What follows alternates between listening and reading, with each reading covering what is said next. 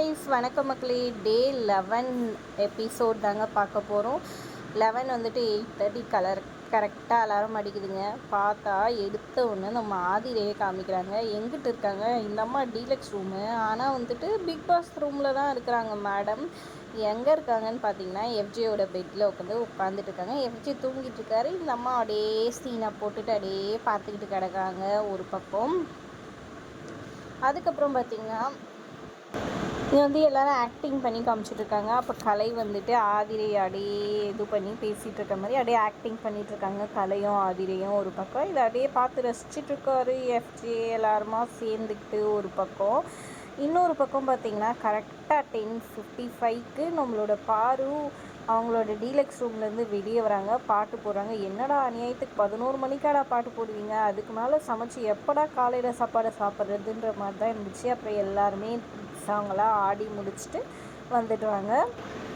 அப்போ தான் வந்துட்டு இங்கே தோசை ஊற்றிட்டுருக்கிறாரு நம்ம எஃப்ஜே. நம்ம ஆதிரை நம்மால் தானே ஒரு டாஸ்க்கை கொடுப்போன்னு சொல்லிட்டு தோப்புக்காரணம் போடுன்ற மாதிரி சொல்ல அவருமே போட்டுட்டு இருந்தார். இந்த அம்மா அத்தோடு நிப்பாட்டாமல் நீ என்ன பண்ணு, நீ எப்போவுமே வந்துட்டு அந்த ஜம்ப் பண்ணுவல, பல்ட்டி அடிப்பல, அந்த மாதிரி இப்போ பண்ணியே ஆகணும்னு சொல்ல நான் அப்புறம் பண்ணுறேன்னு சொல்கிறாங்க. ஆதிரை வந்துட்டு முடியவே முடியாது, இப்போவே பண்ணுன்னு கையை பிடிச்சிக்கிட்டு இது பண்ண காண்டாயிடுறாரு எஃப்ஜே.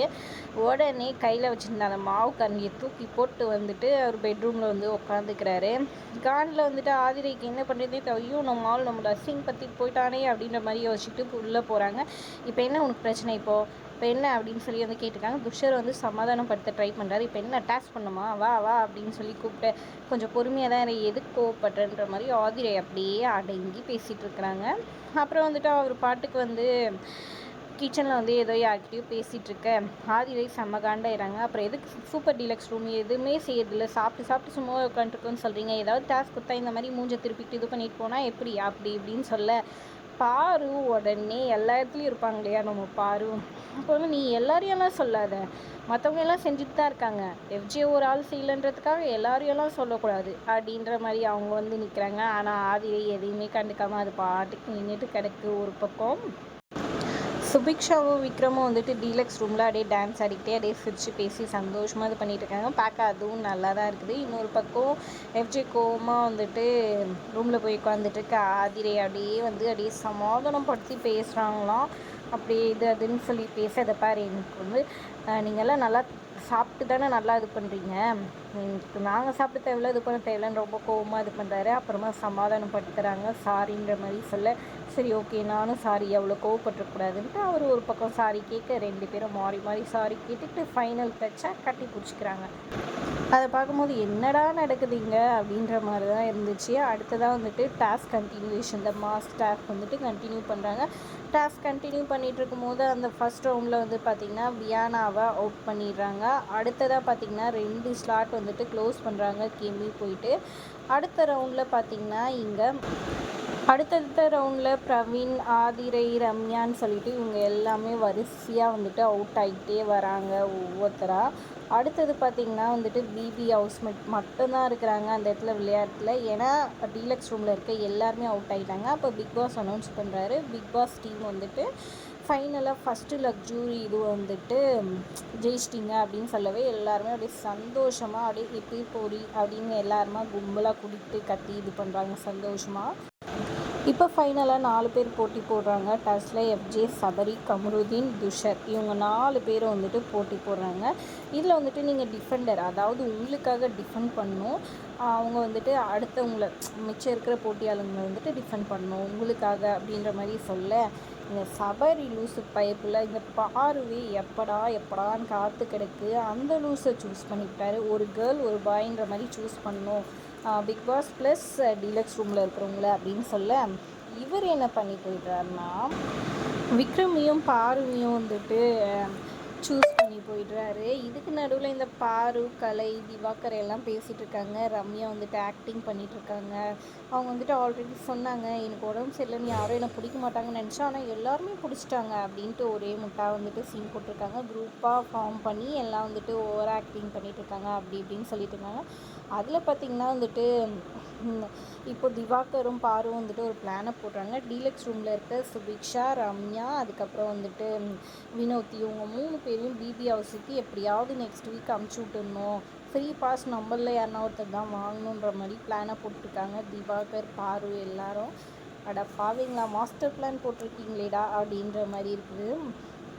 அடுத்த ரவுண்டில் பார்த்திங்கன்னா டிஃபெண்டர்ஸ் வந்துட்டு பிபி டீம்லேருந்து மட்டும் தான் வரணும், ஏன்னா பிபி டீம் மட்டும் விளையாடுறதுனால அப்படின்னு சொல்லிடுறாங்க. அந்த ரவுண்டில் பார்த்திங்கன்னா எஃப்ஜே அவுட் ஆகிடுறாரு. சபரி அவருக்கு வச்சுட்ருக்கனால அவரால் போய் வைக்க முடியல. ஸோ எஃப்ஜே அவுட் ஆகிடுறாரு. அடுத்தது பார்த்திங்கன்னா துஷர், கம்ருதீன், சபரி இவங்க 3 பேரை வந்துட்டு விளையாடுறாங்க.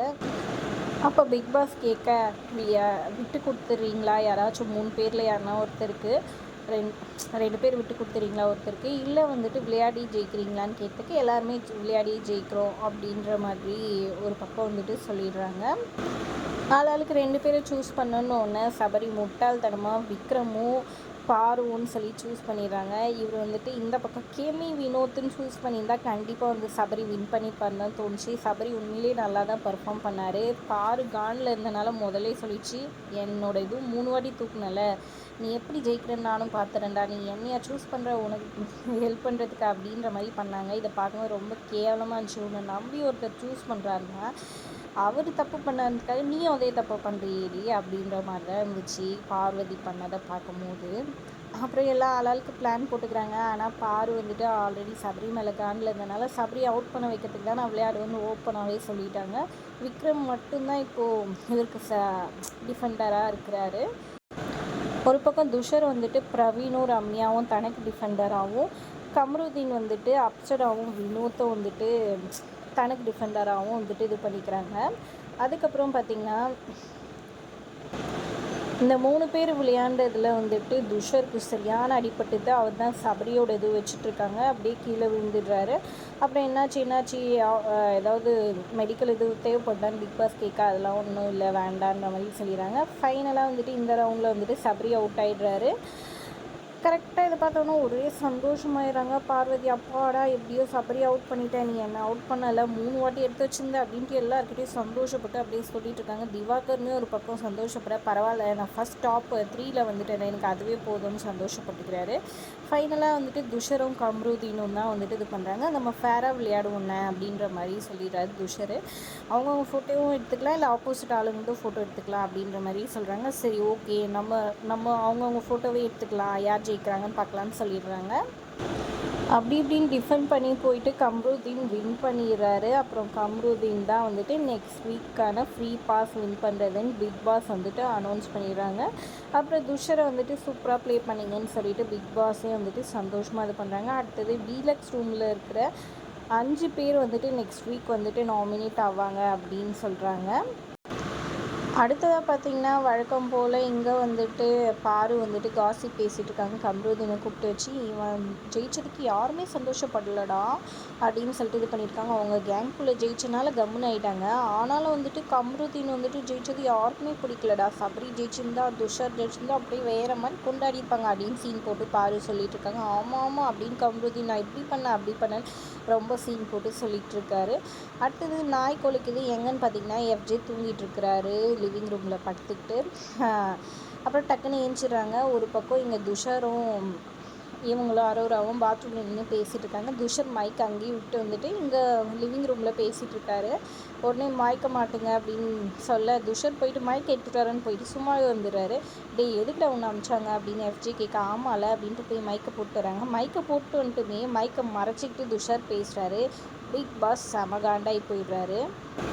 அப்புறம் உள்ள பெட்ரூம்லேயும் போய் உட்காந்துட்டு துஷரும் அரோராவும் ஏதோ சீக்ரெட்டாக பேசிகிட்டு இருக்காங்க.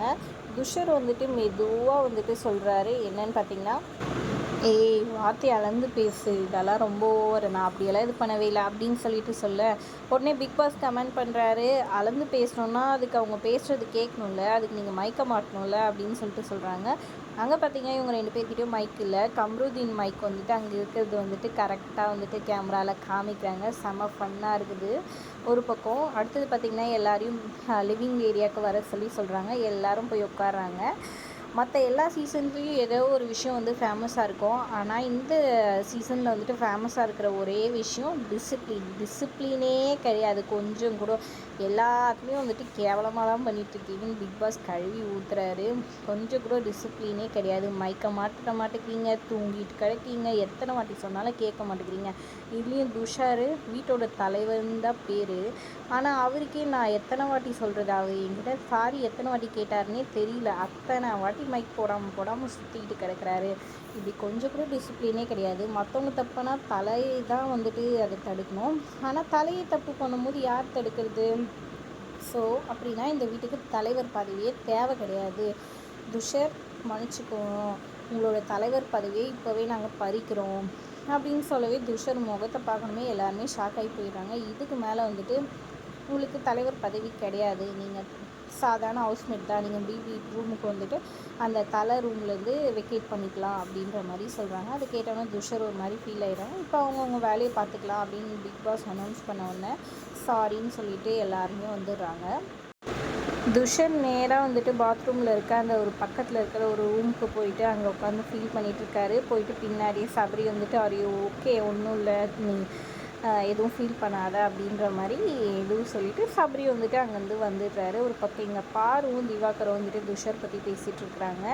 அவன் அவ்வளோலாம் வருத்து கிடையாது. அவன் வந்துட்டு எப்போ பாரு அரோரா பின்னாடியே தான் இருப்பான். நான் தப்பான அர்த்தத்துலலாம் சொல்ல, இவங்க 2 பேரும் ஒரே வைப்பில் இருக்கிறாங்களே அதனால் அப்படின்ட்டு பாரு வந்துட்டு நைஸாக பேசிகிட்டு இருக்காங்க. திவாகர் வந்துட்டு அவன் நடிக்கிறாமா, பேசிக்காக இஸ் நாட் குட்டு அப்படின்ற மாதிரி சொல்லிட்டு இருக்காங்க. அப்புறம் திவாகரும் பாருவும் மாறி மாறி எல்லாரையும் கழுவி ஊற்றிக்கிறாங்க. அதில் வந்துட்டு எஃப்ஜே, பிரவீன், சபரி இவங்கெல்லாம் ரொம்பவே பாய்சன்.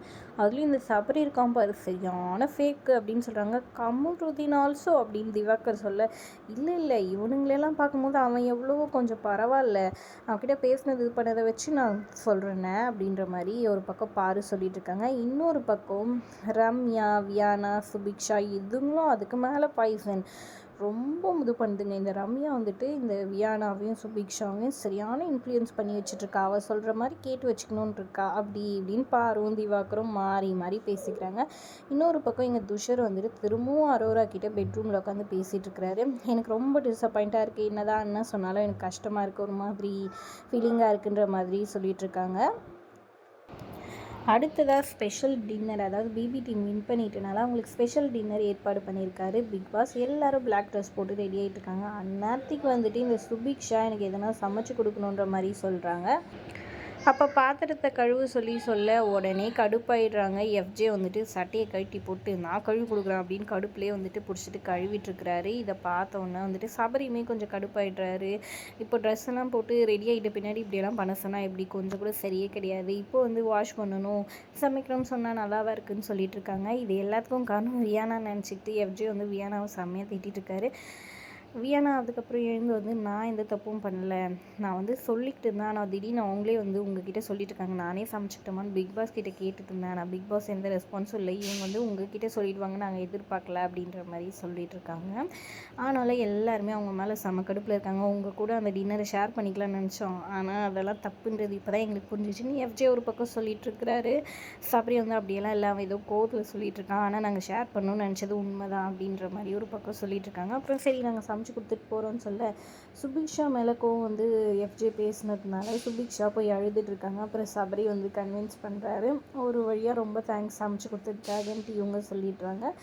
அப்புறம் எல்லோரும் பிபி டீம் வரைக்கும் வந்துட்டு கிளம்பி கார்டன் ஏரியாவுக்கு வந்துட்டு வழக்கம் போல் அப்படியே பில்டப் பண்ணி சீனை போட்டுட்டு அப்புறமா நேராக ஆக்டிவிட்டி ரூமுக்கு வந்து இவங்களுக்கு எல்லாேருக்கும் பாய் சொல்லிட்டு போகிறாங்க. அதை வந்துட்டு லைவாக டிவியில் வந்துட்டு காமிக்கிறாங்க. இங்கே டீலக்ஸ் ரூம் டீம்காரங்களுக்கு சிக்கன் மட்டன் எல்லாம் வெளுத்து வாங்குறாங்க. செம்மையாக இருக்குது பார்க்கும்போது. அதில் வந்துட்டு வெறுப்பேற்றுற மாதிரி திவாகர் என்ன அப்படின்னு எல்லாம் காமிச்சிக்கிட்டு எல்லாம் சாப்பிட்டுருக்காங்க. திவாகர் கடுப்பாய் பார்த்துட்ருக்காரு. என்ன இருந்தாலும் இதெல்லாம் டூ மச்சுடாலே, என்ன தான் ஒருத்தர் சாப்பிட்றத பார்த்துக்கிட்டா இருக்க முடியும் எந்நேரமும். இந்த மாதிரியெல்லாம் பண்ணவே கூடாது, இதெல்லாம் ரொம்ப தப்புன்ற மாதிரி தான் தோணுச்சு எனக்கு பார்க்கும்போது. நீங்கள் என்ன நினைக்கிறீங்கன்றதை மறக்காமல் கமெண்ட் பண்ணுங்கள். நேற்றோட எபிசோடு இதோட முடியுதுங்க. வீடியோ பிடிச்சிருந்தா லைக் பண்ணிக்கோங்க. தேங்க்ஸ் ஃபார் வாட்சிங்.